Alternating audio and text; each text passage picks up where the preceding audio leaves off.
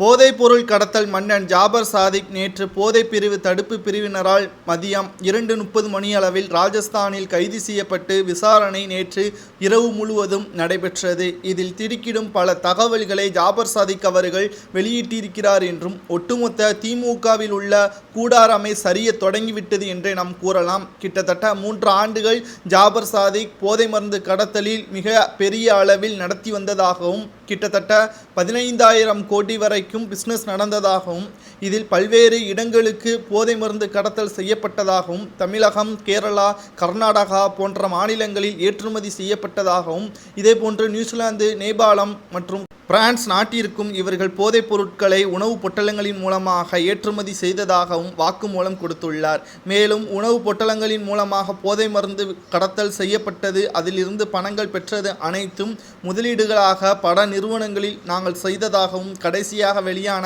மங்கை திரைப்படத்தில் நாங்கள் முதலீடு செய்துதான் அந்த படமே வெளியானது என்றும் தற்பொழுது என்சிபி அதிகாரிகளிடம் வாக்குமூலத்தை தெரிவித்திருக்கிறார் ஜாபர் சாதிக் அவர்கள். ஒட்டுமொத்தமாக உதயநிதி ஸ்டாலின் அவர்களும் அவரது மனைவி கிருத்திகா உதயநிதியும் இதன் மூலமாக விசாரணை செய்யலாம் என்றும் என்சிபிஐ அதிகாரிகள் தெரிவித்துள்ளனர்.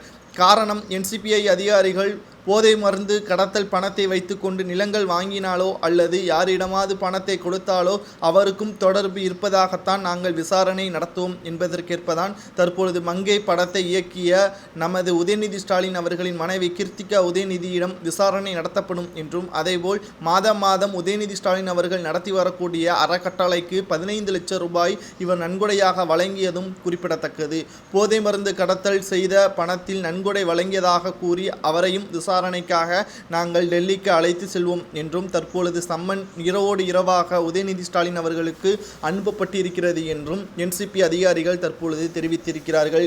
இது மட்டுமல்லாமல் திமுகவில் இருக்கக்கூடிய சில முக்கியமான நிர்வாகிகளிடம் என்சிபி அதிகாரிகள் தற்பொழுது விசாரணை நடத்த உள்ளதாகவும் காரணம், ஜாபர் சாதிக்கிடம் இருந்து திமுகவில் சில முக்கியமான நிர்வாகிகள் பணம் பெற்றிருப்பதாகவும் அவர்களது பெயரை தற்பொழுது வெளியிட்டால் அவர்கள் ஆதாரங்கள் அனைத்தும் அளிக்கப்படும் என்பதற்காக திமுகவின் முக்கியமான அமைச்சர்கள் மற்றும் எம்பிக்களிடம் தற்பொழுது பெயர்கள் வெளியிடாமல் மறைமுகமாக நாங்கள் விசாரணை நடத்தி வருகிறோம்.